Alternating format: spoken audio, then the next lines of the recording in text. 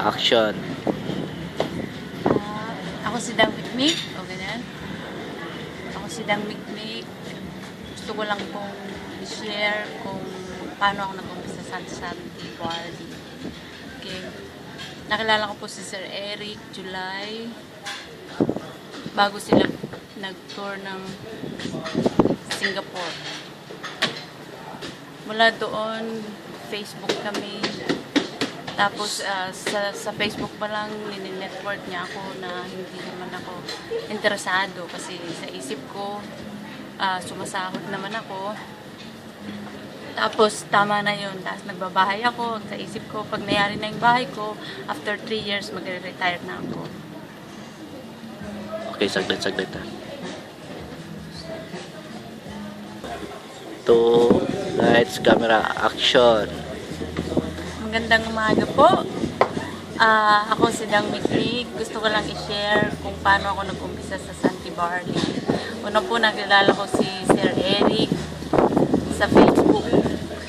Tapos nini-network niya ako doon. Mula doon, hindi ko yun na-accept kasi kumbaga sumasahod naman ako, nagbabahay ako. Sa isip ko, pag matapos ko yung bahay ko, 2 to 3 years mag-retire na ako bilang stay-housewife. May bahay na akong titirhan. Yun lang ang nasa dulo ng kaisipan ko.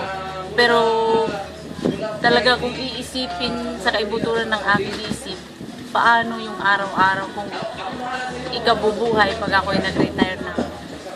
Minsan naisip ko, siguro hindi naman ako pababayaan ng mga anak ko. Pero actually, siguro lang yun na walang kasiguraduhan.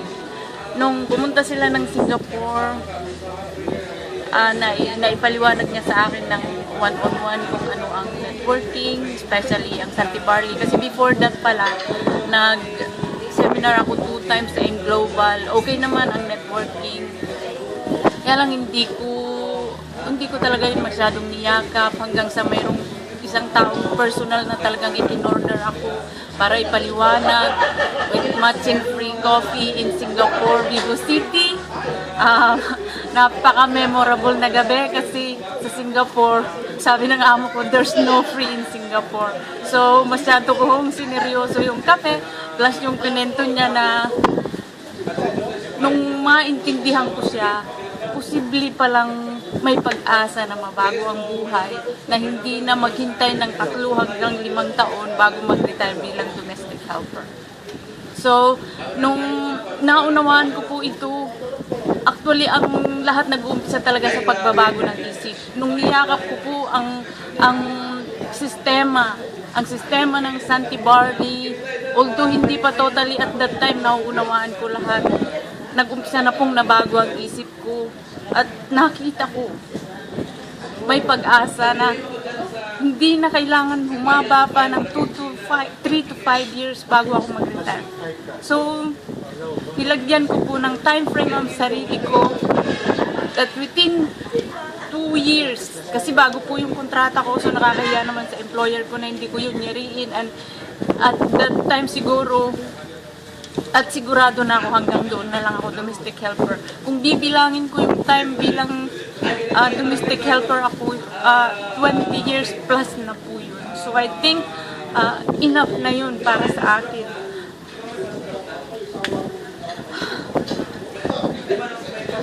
Tapos, nakikita ko po na kung sa akin ay posible, sa lahat po ay posible. Ang kailangan is paniwalaan mo lang na kaya mo rin gawin ang ginawa ng nagturo sa amin ng Santi Barley network system.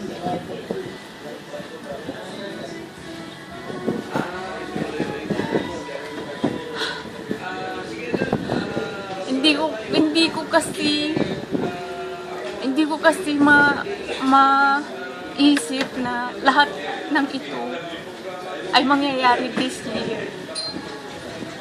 So, ang sinasabi ko po lalo na sa mga bago pa lang na nagpapamilya tapos nasa abroad, maliliit ang mga anak niyo, napakaganda po ng system na ito na hindi nyo nahintayin na maging kagaya ko. 20 years lumaki na ang mga anak, ngayon may apo na, katulong pa din. Siguro I really have the right to speak na ang pagiging katulong mostly pa nasisira ang pamilya. Tapos ang mga anak nag-aasawa na nang wala si nanay, wala si mama. Nung makita ko ang Santi Barley networking system nila, napakapalad ng mga bagong may pamilya ngayon na nasa abroad. Pag ito po maunawaan nyo, ang liit lang ng puhunan, tapos pwede nyo nang planuhin na in the short time possible, makauwi na din kayo, makasama ang pamilya, gumanda ang buhay. Pero ang lahat po nag-uumpisa sa paniniwalang kaya mo ding gawin yun. Na kaya mo ding gawin yun. Ang lagi ko pong sinasabi, kung sila kaya nila, kaya ko din. Nag-uumpisa lang po yun sa paniniwala mo sa sarili mo muna. Walang imposible sa kung anumang paniniwalaan mo. Plus the fact na sila nagawa nila yun locally. Tayo po sa abroad, madali na po yun eh. Basta yung nandoon lang yung buong pangarap na makasama ang pamilya in the short time possible.